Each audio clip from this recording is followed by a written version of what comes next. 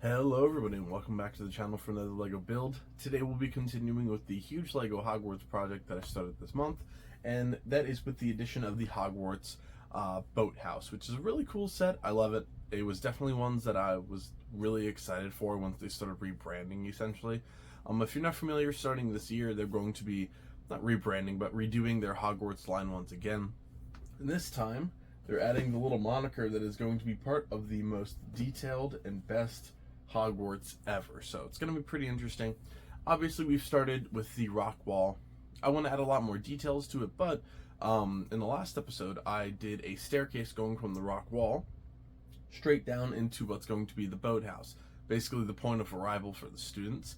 I did like a rough outline on everything just because it is hard to imagine like this set there, the Triwizard Tournament, and everything measurement-wise on just like a base assumption. So obviously, the staircase is done for now. However, once this is actually attached to it, I hope to modify it a little bit more. I would love to expand this a little bit and actually have like a full-sized boathouse one day. I think if I bought two of these and kind of connected them in a pretty decent way, just did like a little base plate. And again, on the other side of this, by the end of this video, I'll kind of have an idea if that's what I want to do. If I want to buy a couple of these and actually make a full-fledged boathouse.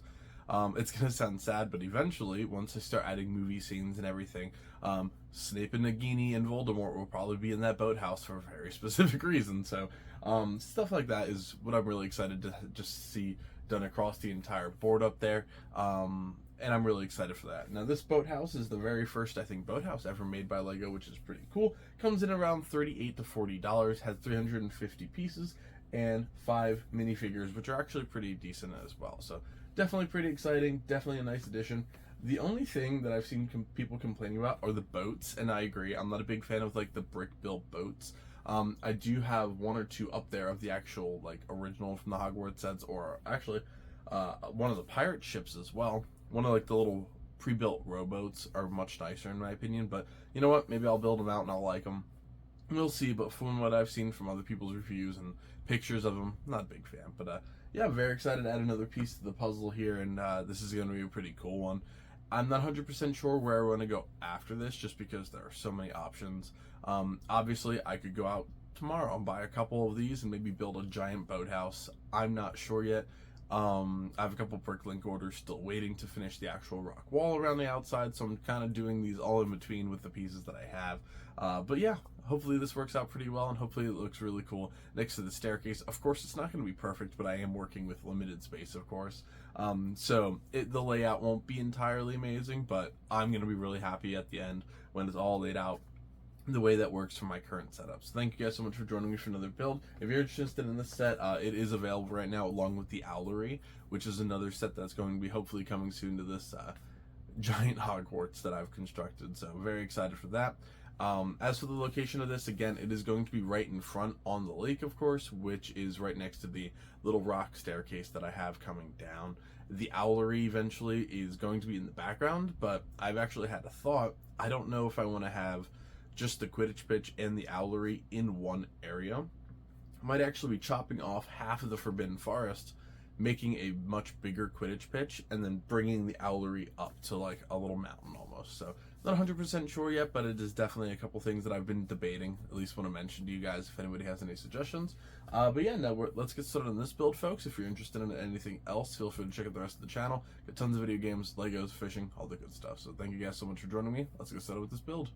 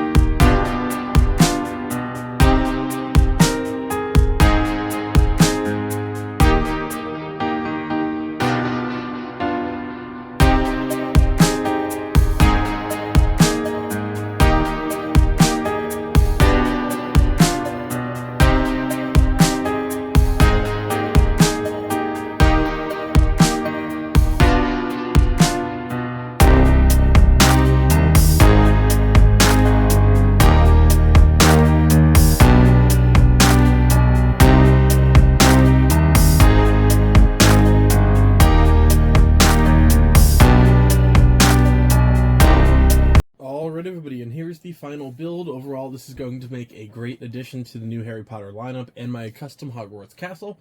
I love it. I think it's really cool. Definitely add a nice change of pace from just the gigantic sets that we've been building lately, and I'm really happy with it. As for the boats, I don't entirely hate them, but I'm not a huge fan of them. I do like the lanterns in front. I'm likely going to keep these in my display for now, but I will be working on just kind of what I like the vibe of more, these brick-built ships or the actual plain ones. Again, I do like the lantern feel, though. It actually uses a hot dog piece, which is pretty cool. But overall, they do look pretty nice. They're just not my absolute favorites. However, with scale and spacing and everything like that, it might work out better. So we will see. As for the minifigures, all of the... Oh, I should say 4 of the actual minifigures, of course, all have the exact same torso and leg print. The only difference is the actual skirt piece on Hermione, which is pretty cool. That would make a decent pauldron for the clone troopers, honestly. But overall, the minifigures are exactly what we would expect from the Harry Potter lineup at this point. You have a concerned face on one side and a smiling face on the other. Next, of course, we do have Harry Potter. Probably the 100th one that I have again. Shocked face on one side and a basic one on the other. Then we have Neville Longbottom. I love the teeth. The smile is definitely nailed in that regard. And he actually has a happy face and then a not as quite shocked or concerned face, more just Neville confusion. And then Dean Thomas as well. I believe this is only my second minifigure of him. So an actual pretty decent lineup here.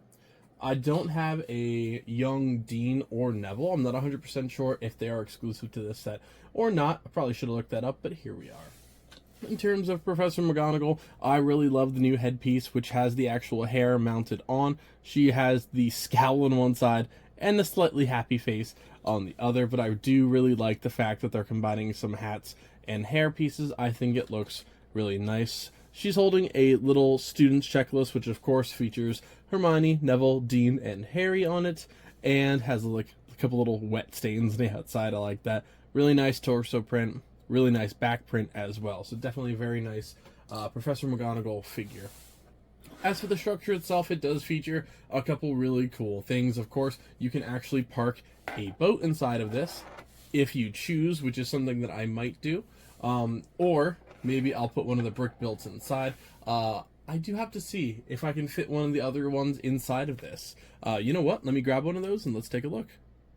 Alright, it looks like the basic rowboat actually doesn't fit in here, so without customizing this in any way, I think I am going to stick with one of these.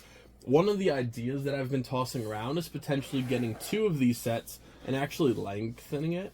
I have not looked to see how this is actually going to fit in my roster yet, or at least in the display. Shouldn't say roster, I guess. But overall, we're going to take a look after this, how it looks, and we'll see. I'm debating one of 2 spots for this. I know I just built that staircase, however, I know that this could kind of go to the left or right. I'm not 100% sure how I want to do the actual base, if I want to do stairs from the side, stairs from the back. I'm not sure yet, but this is why this is going to be important for modifications going forward.